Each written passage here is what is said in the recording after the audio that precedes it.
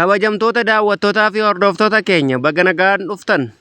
Har'a dhimmoota baay'ee ulfaataa fi sammuu namaa rarraasu tokko isin waliin haa ilaallu. Dhimmi kun haasawaa dhiyeenya muummee ministeera Itoophiyaa Abiy Ahmad mana maree bakka bu'oota uummataa duratti taasisanii fi waan inni yeroo jalqabaatiif itti amanee waliin wal qabata. Dhaggeeffadhaa akka dhumaatti dhugaan har'a kaasnu salphaa miti. Kanaaf odeeffannoo keenya gara jalqabaa keessatti kan isiniif dhiyeessuuf yaallu ta'a.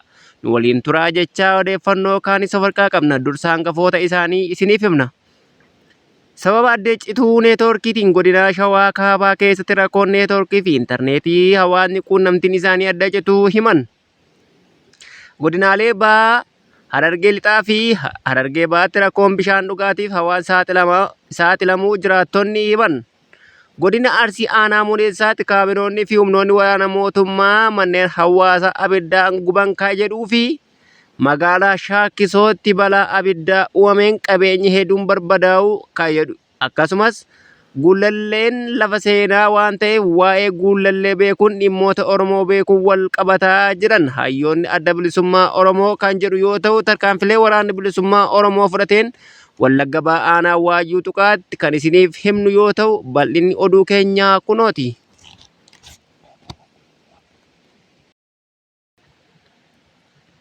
Haasawaa tibbana taasisan keessatti Abiy Ahmad yeroo jalqabaatiif yakkoonni hamoon uummata Tigraay irratti raawwatamaniiru jedhanii amanan. Kun waggoota dheeraaf haalamuu fi dhorkamuu ture irraa jijjiirama guddaadha. Haa ta'u malee itti gaafatamummaa ofirraa haqachuun yakka kana loltoota Eertiraa irratti fe'eera. Kana malees waggoota 3 darban keessatti mootummaan isaan dhimma baha galaanaa argachuu jedhuun Mufii Asmaraa waliin uumame jedhe labsaa ture caalaa yakkoonni Tigraay keessatti raawwataman bu'uura mufii isaa Eertiraa waliin uume jedhee dubbate. Gaaffiin asitti ka'uu garuu tokko qofa. Ibsi kun itti gaafatamummaa Abiy ni balleessa moo hin balleessu kan jedhu ture. Deebiin ifaadha. Innis lakki kan jedhudha jechuudha.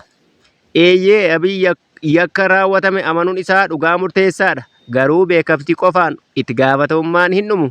Abiy Ahmad karaa lolatti baanee lola sana hooggannee fi kan lola sana keessatti raawwatameef itti gaafatamummaa olaanaa qaba. Sababoota itti gaafatamummaa Abiy keessaa muraasni isaanii kunooti. Tokkoffaa irratti Abiy aangoo ofitti kuufachuuf ce'umsa siyaasaa bara 2018 eegalee ture. Butee rakkoo siyaasa biyyaa babal'isee gara waan biyya keessaa hedduutti biyyattii seensise. Lammaffaa waliigaltee nageenyaa Eertiraa waliin bara 2018 taasifame kan carraa warqee fakkaatu ture. Garuu waliigaltee waraanaa gabaabaa Tigraay irratti xiyyeeffate jijjiire. Sadaffaan ammoo Abiy Ahmad uummata Tigraay irratti xiiqessuu fi nama dhabamsiisuu yookiin daayimenshin jalqabsiise. Haasawaa isaa fi miidiyaa mootummaa jala jiran fayyadamuun jibba, doorsisaa fi kaka'umsa lolaa akka waan baratamaa ta'etti dhiyeesse. Kun yakka jumlaa akka raawwatamu akka danda'u qofa osoo hin taane yakka siyaasaan fudhatama qabu taasise. Hooggansi itti gaafatamummaa qaba. Gocha isaattis qofa osoo hin taane seenaa inni uumeenii fi callisummaa inni dirqisiisuuni. Dhuma irratti immoo dhimma loltoota Eertiraa waliin wal qabata. Amma Abiy yakka Tigraay keessatti raawwatame humna Eertiraatti fe'ee ture.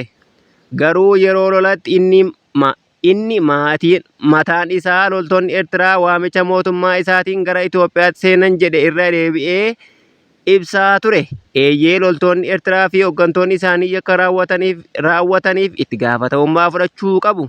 Garuu isaan waammachuun gara biyya galchuu isaatiin Abiy itti gaafatamummaa isaa ofirraa haquu hin danda'u. Kun carraa nageenyaaf ture gara lolaa waliinii uummata isaa tokko irratti geggeeffametti jijjiiruu isaati. Eenyutu itti gaafatamummaa olaanaa qaba ka jedhuuf dhugaan tokko ifaadha. Qaamoleen hedduun yakka Tigraay irratti hirmaatan iyyuu Abiy Ahmad ijaarsa ijoo lola kanaati. Inni lola qofa hin hoogganne. Inni isa jajjabeesse, itti boonnes, inni kallattii isa agarsiisee jedhee faarsaa ture. Kanaaf yoo guyyaan haqaa dhufe maqaan Abiy tarree yakka irra gubbaa ni argama. Ergaadhumaa fi akeekkachiisaatiin ibsi haaraan Abiy kun qalbii jijjiirrachuu yookiin gaabbii miti. Kun tarsimoo qoodinsaa fi balaa qabu hariiroo haaromsuu fi diina haaraa uumuuf qophaa'aa jirudha. Namoonni nagaa fi haqa dhaabbataan seenaa irra deddeebi'amee fi diina tolchuu soba irraa of eeggachuu qabu. Balaa dabalataa ittisuun nurra jira. akkuma mammaaksa Oromoon jedhu lamanan suufan yeroo tokko gowwoomfamneera yeroo lammaffaaf hin gowwoomfamnu jechuun xiinxalaa fi hayyuun Oromoo Jawaar Mohammad ifoomse. Har'a gabaasa yaaddeessaa godina Shawaa Kaabaa irraa dhufe tokko isiniif qabanneerra.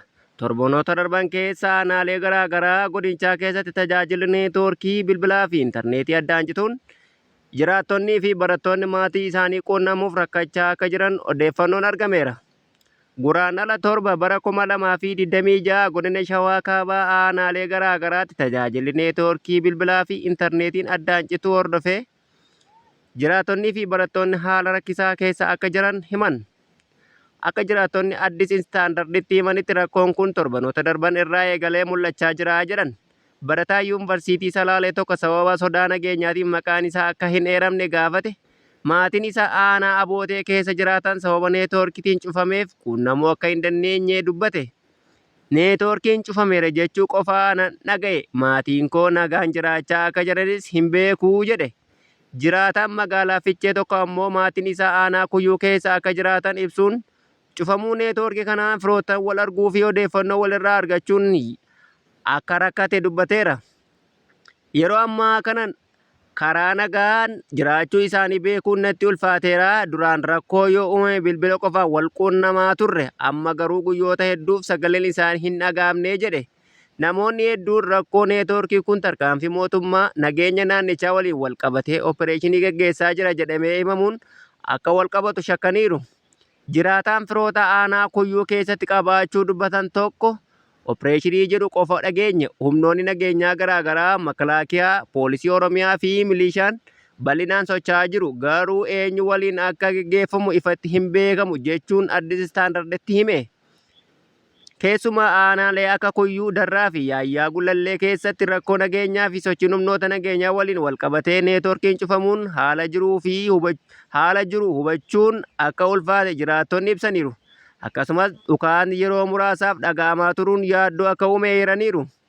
Jiraattonni godina Shawaa Kaabaa cufamuun neetwoorkii fi daangeffamuu sosochii hawaasaa irra deddeebi'ee raawwatamaa akka ture ni dubbatu. Jalqaba bara 2016tti guutummaa godinichaatti ji'oota hedduuf neetwoorkiin cufamee turuun jireenya hawaasaa fi dinagdee irratti dhiibbaa cimaa akka uume yaadachiisaniiru.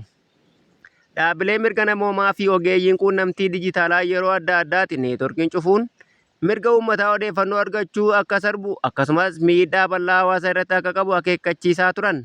Dhaabbanni Human Rights Watch ammoo Itoophiyaatti yeroo rakkoo nageenyaatti walitti bu'insi hidhannoo yookaan mormii siyaasaa keessatti bilbilaa fi intarneetii cufuun irra deddeebi'ee mul'achaa akka turee fi tarkaanfiin akkanaa uummata idilee irratti dhiibbaa guddaa akka qabaatu ibsa isaa keessatti ibsee ture. Addis Istaandard dhimma kana irratti bulchiinsa godina Shawaa Kaabaa irra deebii argachuuf yaalus hanga gabaasni kun qophaa'etti deebiin hin argamne. Kabajamtoota keenya cufamuu neetwoorkii bilbilaa fi intarneetii godina Shawaa Kaabaa keessatti jireenya hawaasaa, barnootaa fi nageenya uummataa irratti dhiibbaa cimaa uumaa jiraachuu ifa ta'eera. Oduma wal fakkaatuun godina Buunoo Beddellee aanaa Cawwaaqaatti jiraattonni neetwoorkiin bilbilaa erga nurraa citee waggaa 3 caaleeraa jedhu. Jiraattonni aanaa Cawwaaqaa gootota misoomaa fi misooma hojii isaaniitiin agarsiisan yoo ta'u garuu rakkoo hanqina misoomaa bu'uura ulfaataa keessa akka jiran dubbataniiru. Waggaa 3 oliif hawaasni neetwoorkii bilbilaa irraa citee akka jiru himaniiru. Irra deebiin iyyatamus deebii qabatamaa argachuu hin dandeenye jedhan. Godinaalee Baalee Bahaa, Harargee Lixaa fi Harargee Bahaa aanaalee garaa garaa keessatti rakkoon bishaan dhugaatii uummata rakkoolee garaa garaatiif saaxiluu maddeen himan.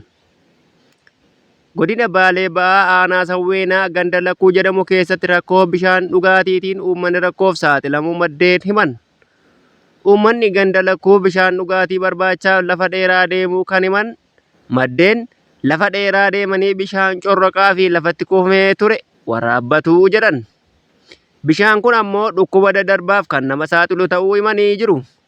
Haaluma wal fakkaatuun godina Harargee Bahaa aanaa Baddannoo ganda Ganammii jedhamu keessatti sababa hanqina bishaan dhugaatiitii fi namaa fi beeylanni miidhamaa jiraachuu himan. godina Harargee lixaa aanaa Bookee magaalaa Bookee xiqqoo fi akkasumas naannawaa ishee keessa rakkoon bishaan gahaa dhabuu dhiibbaa jiraattota irraa uumaa jiraachuu maddeen himanii jiru. Rakkoon bishaan kun waggoota hedduuf kan ture yoo ta'u yeroo gara yerootti qaamolee dhimma ilaallatuuf iyyannaan dhiyeeffamaa turullee hanga ammaatti furmaanni quubsaan barbaadamu argachuu hin danda'amne jedhu. Bishaan faalame dhuguun wal qabatee dhibeewwan adda addaa kanneen akka garaa kaasaa, koleeraa, taayifoidii fi dhukkuboota birootiif saaxilamaa jiru. Dabalataanis bishaan fageenya irraa waraabbachuuf sa'aatii dheeraa waan fudhatuuf ijoolleen hedduun barnoota isaanii irraa hambifamaa jiraachuu himu. Godina Arsii aanaa Muneessaa humnoonni mootummaa manneen uummataa gubuun dhaga'ame. Jiraattonni akka jedhanitti guyyoota muraasa dura aanaa Muneessaa ganda Odaa Taa'oo iddoo addaa Waccaloo jedhamutti manneen jireenyaa 7 gubuu himan. Manneen kanneen yeroo guban uummanni qabeenya mana keessa jiru akka hin baafne dhorkuus ibsaniiru. Namoonni manni jireenyaa humnoota mootummaatiin jalaa gubate haala ulfaataa keessa jiru jedhan. Godina Arsii aanaa Muneessaatti waraanni mootummaa waraana bilisummaa Oromoo deeggartu jechuun uummata erga daruu jalqabee bubbuluu jiraattonni himatu. Gabaasni kun gabaasa OMN irraa fudhatamedha.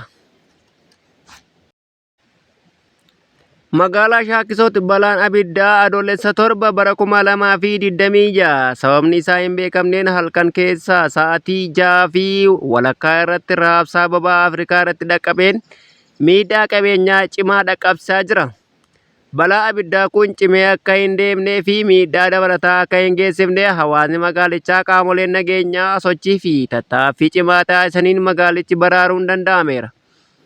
Itti gaafatamaan bulchiinsaa fi nageenya magaalichaa akka ta'an obbo Biraanuu Galchuu akka dubbatanitti sababni ka'umsa balaa abiddaa kanaa ammaaf kan hin beekamne ta'uu fi qaamoleen tokko tokko to'annoo jala oolanii qorannoon gaggeeffamaa akka jiru ta'uu kaasaniiru.